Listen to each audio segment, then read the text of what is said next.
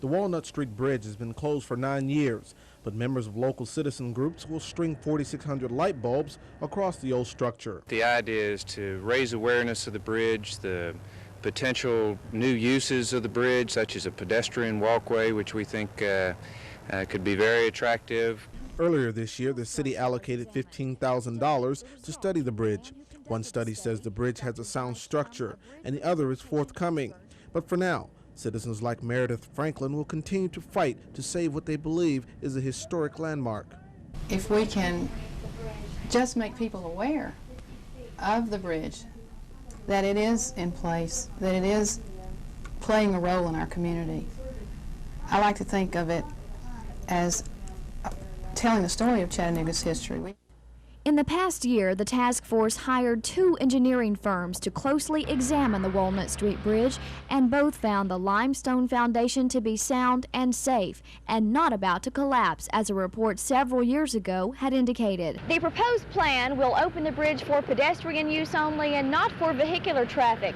Dr. Lichtenstein will simply reinforce and replace the weakened elements of the bridge and replace the asphalt with a wooden deck. If you really want to save this old bridge, put your money where your mouth is, in other words. That's basically, I guess that's a harsh way to say it, but that's what this group is saying. If you want to save this bridge, you need to come forward with some help.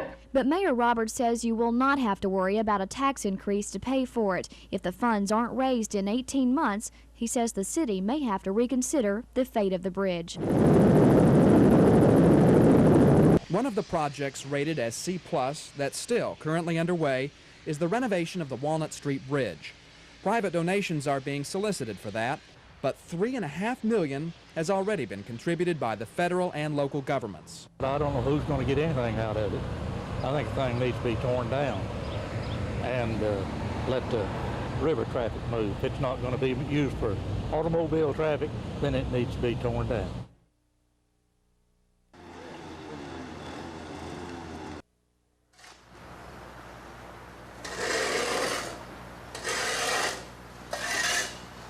This has a special treatment with the oil, and it hasn't went through a heating stage yet.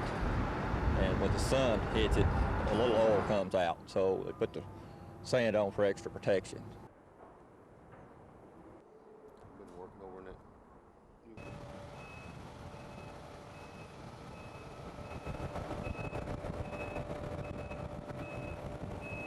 Hopefully it will engender new development on the North Shore. There's a group there working to improve their streetscape, and we think it'll make a grand park essentially in use 24 hours a day.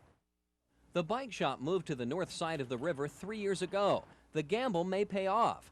After being closed for years, the bridge reopens tomorrow as a pedestrian park. Don't rock the jukebox, wanna hear some Jones. At Northside Lunch, Alma Miller is banking on the bridge. She's cooked burgers and served up tons of chili to customers since the 1960s. This diner is as old as the Walnut Street Bridge. We have the best chili in town. I don't know if our chili will draw the people in here or not.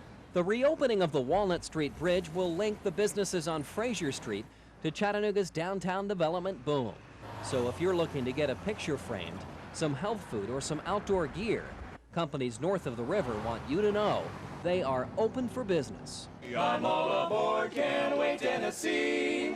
I want to see Alabama and sail on the bay. Go steaming down the river on that Henry Clay. Right fields of cotton and blackberry wine. Yeah? Really? I think we're here when they did.